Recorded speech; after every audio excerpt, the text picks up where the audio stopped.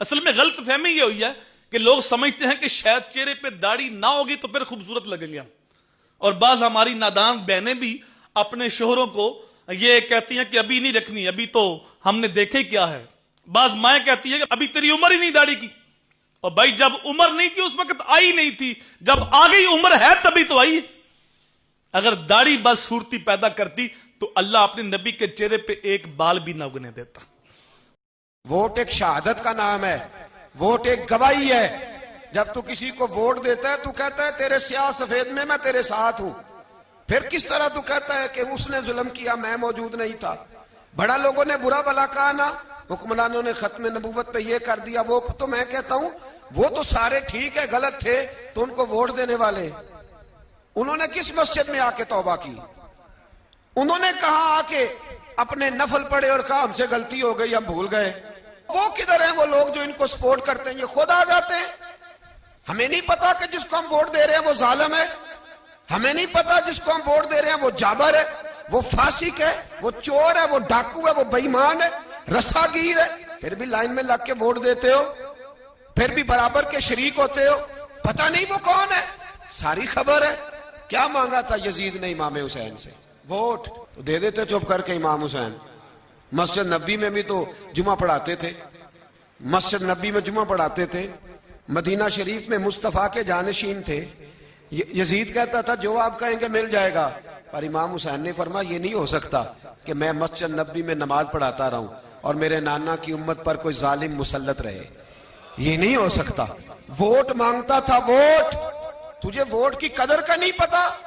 امام حسین نے 18 سال کے نوجوان سے لے کر 6 مہینے تک کا علی اصغر قربان کر دیا, پر ظالم کو ووٹ نہیں دیا. تیرا کیسے حوصلہ پڑتا ہے؟ پھر تو 10 محرم کی دیگ بھی پکاتا ہے.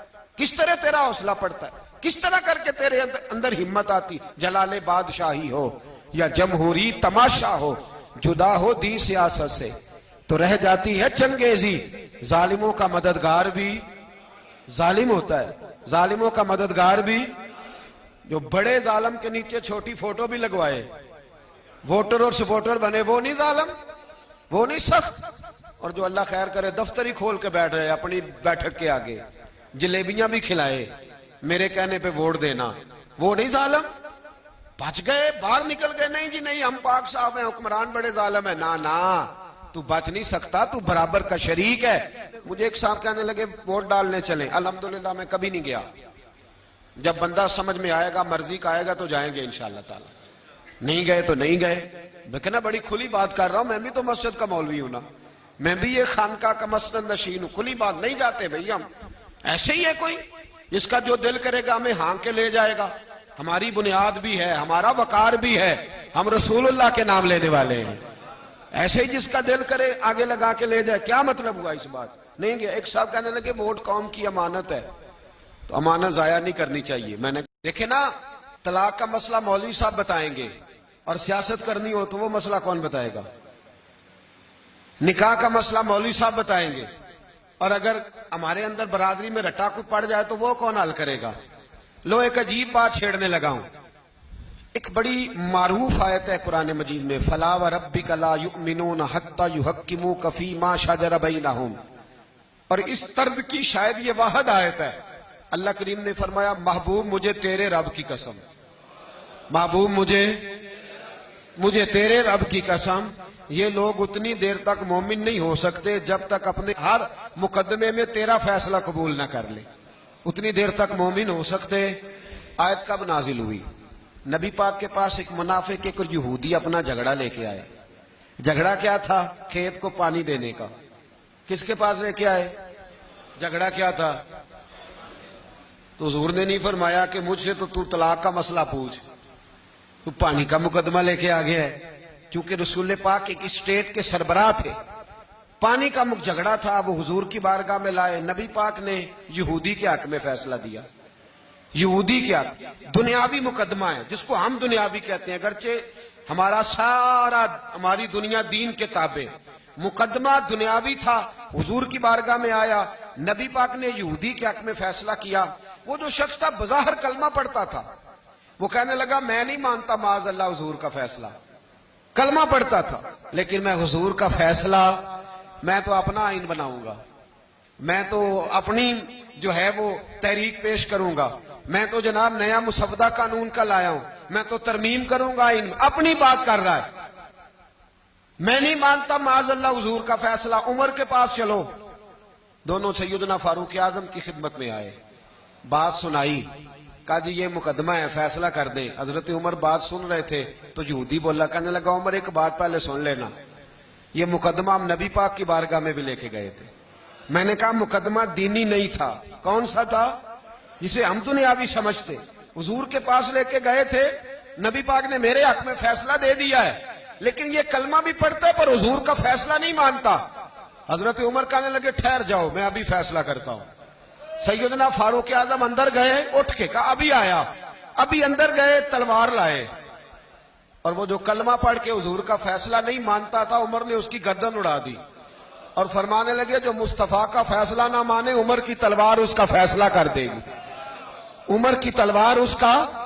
مدینے میں شور ہو گیا، عمر فاروق نے مومن مارا، مومن مارا، رب کا قرآن بولا، فرمایا محبوب مومن تھا ہی نہیں، مومن تو وہ ہوگا، مومن تو وہ ہوگا جو طلاق کے معاملے میں بھی تیری بات مانے، جو نکاح کے معاملے میں بھی تیری بات مانے، مومن تو وہ ہوگا محبوب جو نماز کے معاملے میں بھی تیری بات مانے۔ فلا وربک لا یؤمنون حتی یحکموک فیما شجر بینہم، مومن وہ ہوگا محبوب جو زکوٰۃ کے معاملے میں بھی تیری مانے، اور کھیت کو پانی لگانا ہو پھر بھی تیری بات مانے، اور محبوب جب کچہری میں جائے پھر بھی بات تیری ہی مانے، اور جب اسمبلی میں جائے تو بات تیری ہی مانے، لیکن وہ طلاق، نکاح، نماز، زکوٰۃ میں تو تیری بات مانے، اور جب دنیاوی معاملات آئیں تو وہ کسی اور کی مانے۔ فلا وربک لا یؤمنون حتی یحکموک فیما شجر بینہم، فرمایا لوگ کیسے کہتے ہیں کہ مومن مارا ہے؟ عمر نے مومن نہیں منافق مارا ہے۔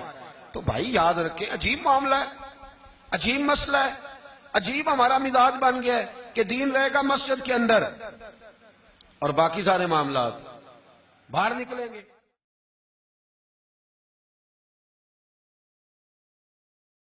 دیکھیے برا نہ مانے، مغالطے میں نہ رہیے، میرے اور آپ کے دلوں میں ایمان نہیں ہے، عقیدہ ہے، عقیدہ ہے، والدین سے ملا ہے، یقین والا ایمان کہاں ہے؟ اپنے گریبان میں جھانکیے، اللہ آپ کو توفیق دے۔ کیا مجھے واقعی یقین ہے کہ مجھے مرنے کے بعد نہیں اٹھنا ہے؟ کیا مجھے یہ واقعی یقین ہے کہ اصل زندگی آخرت کی زندگی ہے؟ کیا مجھے واقعی یقین ہے کہ قرآن اللہ کا کلام ہے؟ ٹٹولیے اپنے دلوں کو۔ اگر یقین ہوتا کہ اللہ کا کلام ہے تو آپ اس کو سمجھنے کے لیے عربی بھی نہ سیکھ سکتے، انگریزی آپ پڑھیں، اور پڑھی آپ نے ایسی کہ انگریزوں کو پڑھا دے، کیا نہیں کیا، پی ایچ ڈیز کر رہے ہیں، کون کون سے فنون نہیں سیکھے، ڈاکٹر، اتنی عربی نہیں سیکھی۔ تمہارا دعویٰ ہے کہ تمہارا یقین تھا میری کتاب پر، اللہ پوچھے گا تمہارا سلوک کیا تھا میری کتاب کے ساتھ، تم نے پڑھا اس کو، سمجھا اسے سمجھنے کے لیے عربی سیکھی؟ تو تم جھوٹ بول رہے ہو، تمہارا کوئی ایمان نہیں تھا میری کتاب۔ ما آمن بالقرآن من استحل محارمہ، جنہوں نے سود کو اپنے پورے نظام کی جڑ بنیاد بنایا ہو، ان کا ایمان کوئی ہے اللہ پر؟ حضور فرماتے ہیں کہ جس شخص نے حرام کسی شے کو اپنے لیے حلال کر لیا اس کا کوئی ایمان نہیں۔ دوبارہ آج بھی کرنا ہے تو دوبارہ ایمان پیدا کرنا ہے، ایمان، عقیدہ نہیں، ایمان، صرف لپ سروس نہیں، اقرار باللسان نہیں، تصدیق بالقلب۔ آپ پوچھتے ہیں علی کیسے آئے؟ وہ شرم کی وجہ سے کچھ کہہ نہ سکے، چپ۔ آپ کو تو پتا تھا، آپ نے فرمایا فاطمہ کے رشتے کے لیے آئے ہو؟ کہا جی۔ تو جبریل تنال بیٹھا ہوا ہے کہ یا رسول اللہ اتھے ہی کرنا ہے۔ آپ نے ہاں نہیں کی، آپ نے کہا انشاءاللہ، اور یہ کہہ کر اٹھ گئے۔ انشاءاللہ نبی کا ہاں ہی ہوتا ہے، لیکن جبریل کے آنے کے باوجود اور اللہ کے کہنے کے باوجود میرے نبی کو بھی پتہ ہے کہ یہ رشتہ یہاں کاتب تقدیر نے لکھ دیا ہے، لیکن امت کو سبق سکھانے کے لیے آپ گھر تشریف لے گئے. بیٹی فاطمہ کہ جی یا رسول اللہ، کہ علی کا رشتہ آیا ہے، میں ہاں کر دوں؟ میں کیوں کہوں کہ صدمے دشمن کی جان پر ہیں جب اپنی جان پر ہیں سارے جہان پر ہیں. حضرت عائشہ رضی اللہ تعالیٰ عنہ فرماتی ہیں کہ حضور تشریف لائے اور میں آپ کھورے میں پانی پی رہی تھی، تو حضور نے مجھے دیکھا تو دودھ سے کہا عائشہ تھوڑا سا پانی میرے لیے بھی چھوڑنا. تو فرماتی ہیں میں نے پانی چھوڑ دیا، حضور نے میرے ہاتھ سے اب کھورا لیا، پینے لگے تو پھر رک گئے اور میرے سے مخاطبہ کرتے ہوئے کہا حمیرہ، یہ حضور لاڈ سے کہا کرتے تھے، حمیرہ ذرا بتانا تم نے ہونٹ کہاں لگائے تھے، میں وہاں ہونٹ رکھ کے پانی پینا چاہتا ہوں، مجھے یہ بتاؤ. اگر